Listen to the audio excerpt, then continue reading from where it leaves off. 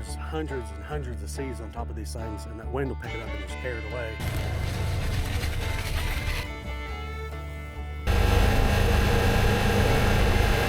Hey everyone, welcome back to the channel. In today's video, I'm going to show you how we take care of thistles and weeds here on the homestead. Thistles and weeds will take over a pasture real fast if you're not on top of it. So if you're wanting to maintain quality hay fields, quality pastures for your cattle or other livestock, you need to keep up with the weeds. Now when I was young, we never did spray, but I remember going around with my grandfather and we would dig up thistles. We'd drive around the pasture, dig thistles up, throw them in the back of the truck, and then we'd make a big brush pile essentially out of thistles and light them on fire and burn them. That's how we took care of them way back then. Anymore, I use a sprayer and my Polaris Ranger to take care of all my weeds and thistles. So let me show you how we take care of these nuisances on the homestead.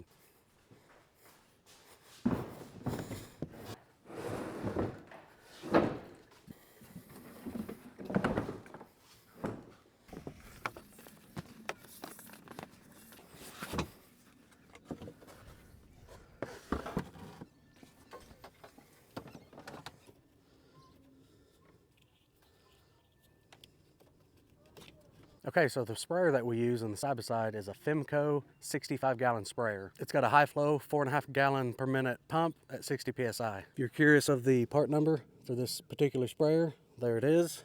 It is a 65 gallon. It takes up almost the entire bed of this Ranger. There's a little bit of space up there.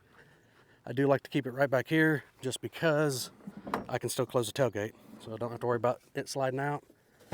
Under the lid, it does have a built-in measuring cup for your chemical. It's got a wand and it does have a spray bar. These outer nozzles are two 15-foot boomless nozzles and a 4-foot nozzle there in the center. So this thing can cover, when the conditions are right, it can cover 34 feet. So this sprayer's definitely been handy to have around on the farm. It saves me from having to get the big 300-gallon tank sprayer out. That thing's heavy when it's full. If it's wet at all, it likes to sink, or it can sink. It'll make some pretty good sized ruts just because of the amount of weight that's in it. This thing with 65 gallons in it, being in the Ranger, I can pretty much go about anywhere I want, even right after rain or whatever. If the ground's soft, this will still pretty much handle it just fine. So this is our third year using this sprayer. It has been phenomenally helpful here around the homestead. So let's get some chemical mixed up and go get some of these thistles and weeds taken care of.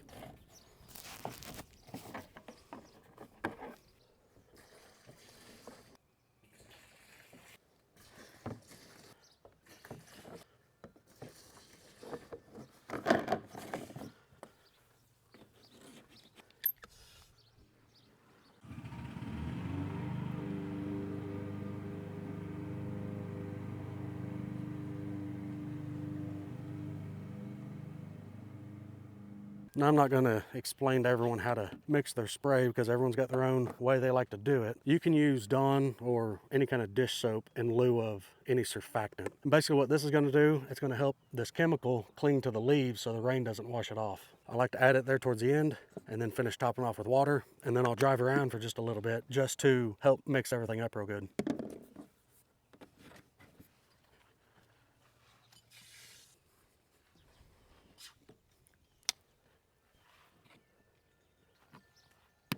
The sprayer also does have a recirc feature on it. So the suction comes through into the bottom side of this pump. That's where the suction is, and it comes through and there's your discharge. So the discharge automatically comes out and puts itself into the wand right here. This hose back here, you can see that goes back to the boom. So when this valve's open, you can line it up and it lines up back to the boom. This one here is your recirc. You can see it's open right now and it's just going to dump right back into the tank. I'm going to go ahead and kick it on so it won't build any pressure either. With this being open, the recirc being open, it's just going to start pumping right back into the tank. Okay, I'm not getting any power. I need to get the voltmeter and check to see if I have power at least to here. Fuse is good, but I'm not showing it. This ain't turning on, so let me go check that. Okay, so we need to start eliminating why we're not getting power. So I'll start here. We've got our switch and a fuse and the connectors down there, so it could be any of those three things.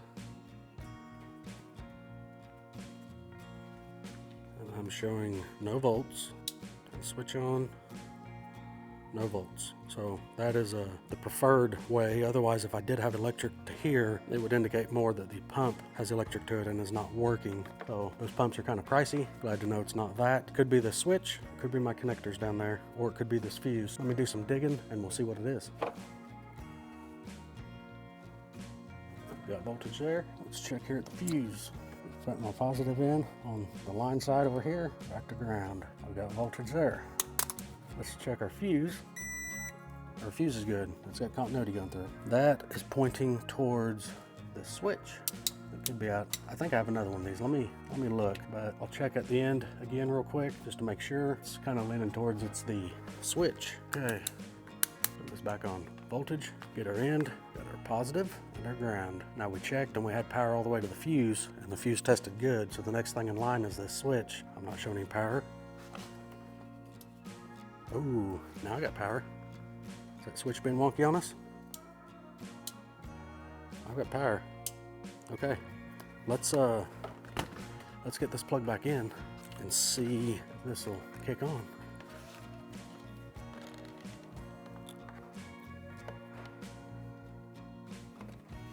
Okay, it's plugged in. Let's see. Okay, well, guess it was just dirty connection or just hadn't been used in since last year. So it is working. You can see the recirc is working. So I start closing off on this, which is going to close that recirc. That pressure is going to start building up. See? Came up here almost 70. It's starting to slowly bleed off a little bit. It's hanging at about 62, 64. Now we've got pressure on the wand. We don't have pressure to the boom. We'll have to turn the boom on here. But we're going to do some spot spraying today. Okay. Well, glad that was an easy fix. Really didn't do anything, but that was my process of elimination for checking to see where the issue lied. Start at the end where the motor was, didn't have no voltage.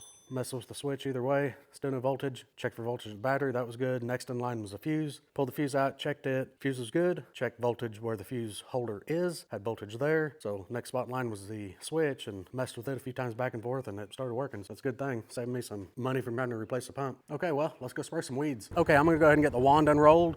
You can see around this walnut tree, back here in this timber, there's several thistles. There's some big ones that's came up already. See that big one right over there? I'm gonna go ahead and get this little spot sprayed, so that's taken care of. Now I do clean my sprayer out at the end of season with water and some different non-freezing liquids just to keep everything good for the springtime. But I have had it in the past where the nozzle tip here gets clogged. It'll get buildup of something in there and you have to take it apart and just kind of clean it out. Haven't sprayed this one yet, so I don't know how it's gonna be. Let's see. Oh yeah. It's spraying good. I'm gonna spray this for just a second because I know this entire hose is filled up with some of that liquid I put in there last year. I'm gonna spray this till I can start smelling some of the chemical that I got. Then we'll start covering these thistles. Now since I put dish soap in the spray, you'll smell that dish soap whenever it starts to come out.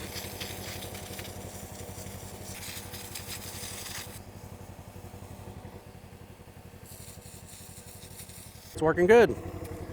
Now the nice thing about this sprayer, it's a 65-gallon sprayer, so it holds quite a bit of product, which is very helpful. And just being the size that it is, being able to fit on this side-by-side makes it extremely handy to get into some tight spots. Now this video isn't sponsored or anything by Fimco or any of that. This is a product that I bought a couple years ago. This is my third season on using it. It just works real handy. We do spray some of our hay meadows and we'll use the big 300-gallon sprayer just because it covers a lot more ground. But here around the homestead, being able to spot spray and cover up to 34 feet per swipe on some of these fields whenever you do have weeds coming in heavy or back here in this timber. Now, like I said, I don't know why. I've had the dozer in here last year. I cleared a bunch of undergrowth out. But ever since I've been doing some of that dozer work, these thistles just pop up like crazy. We do have some out in the fields where I've disturbed some of the dirt as well. We'll get some of those sprayed also. It's a never-ending battle, seems like. Every year we got to keep up with these thistles. When you have a pasture and you've got neighbors next to you and they've got pastures with cows and stuff on it, you want to take care of your thistles. If you don't, if you let these things go to seed, there's hundreds and hundreds of seeds on top of these things, and that wind will pick it up and just carry it away. And now you're causing problems for your neighbor to have to take care of. So his cows aren't eating on it, or he's having to spend more money on spray to spray his hay field so he can have quality hay for his cows or whatever. It's very important to be a good steward of your land and help take care of this stuff. Now I am going to go ahead and kick the boom on, and I'm going to go ahead and go through one of my wheat fields that I've got some thistles coming up in. I'm going to go ahead and spot spray those thistles just to let the boom run through its paces and kind of cover some stuff. This spray is not going to hurt the weed any. If there's any clover, it's going to kill that. It's going to kill any of the broadleaf stuff, which is mainly a lot of the weeds and the thistles. That wheat field is mainly wheat. There's not much clover in it, but there's some thistles coming up. Let me show you how this boom works.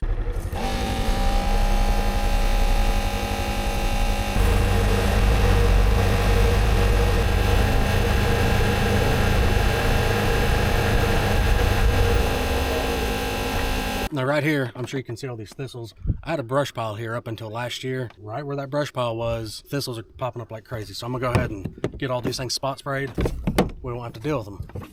One of the main deals is get to these things before they go to seed. If they go to seed, and I'm guilty as anyone, I've let them go to seed before, I will go ahead, when they start to flower on top, I'll go and take a pair of scissors or garden cutters and clip the top off of them just to keep them from going to seed.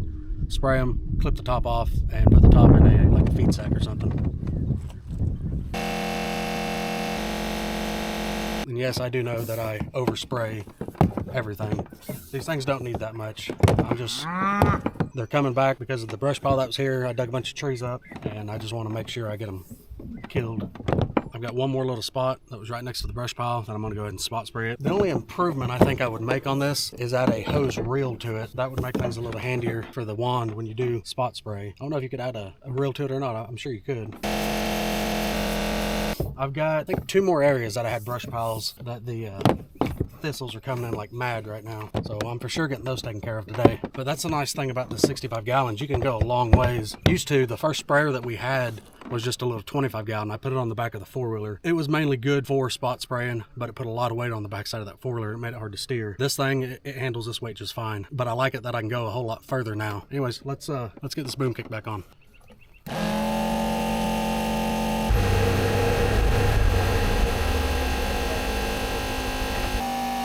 Maybe I just need to leave this wand undone. I have run this wand up through the cab before. You don't even have to get off the machine. You can just drive around. You got the wand, just spot spray as you go. Now, something else. I do have cows out on this pasture, so I'm not spraying everything. If you have cows or livestock on the pasture that you're spraying, you really just need to spot spray. The cows will go around where you've sprayed, but if you spray everything, then anything that they eat could have that in there, and they will choose non-sprayed grass over the sprayed stuff. So just don't spray everything if you have livestock on that pasture.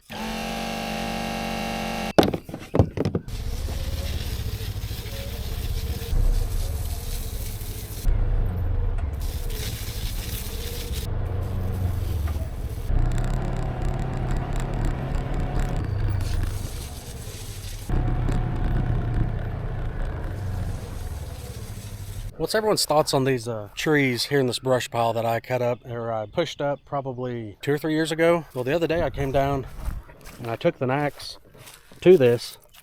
I mean, a lot of this stuff was real green whenever I had it pushed up into a brush pile. I mean, some of it's probably not no good. I don't know. That end still looks pretty solid. I hit into that with an axe and it's hard as a rock. But right through that char, there's still good looking wood in there. Should I go ahead and cut the root balls off these, drag them out with a tractor, and cut them up for firewood? Now, this would be something I would use myself. I think that'll be fine. I wouldn't sell any of this. There's still quite a bit of wood in a few of these brush piles that I could go ahead and clip up. Anyways, what's y'all's thoughts on that? Let's get back to spraying.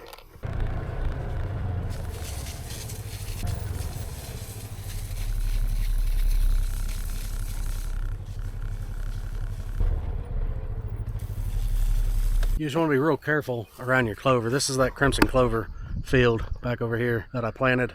This spray will kill the clover. So real good idea just to spot spray around here. Most of this clover field out here doesn't have any issues with weeds or thistles, but around the edge on some of them it does. You just try to keep them taken care of before they become more of an issue.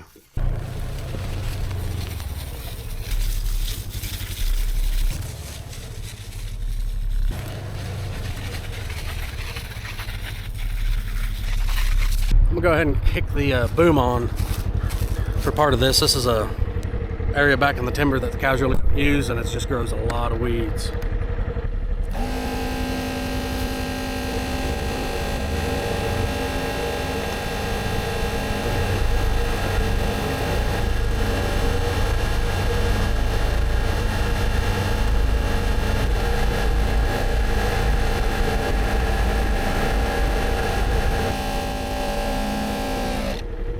You can see this field behind me.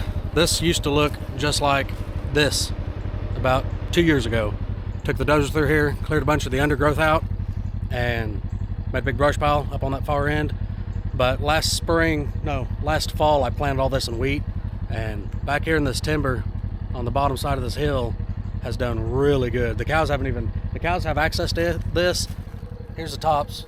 That's past my elbow. It's doing really, really good down here in this bottom. Anyways, back to weed control.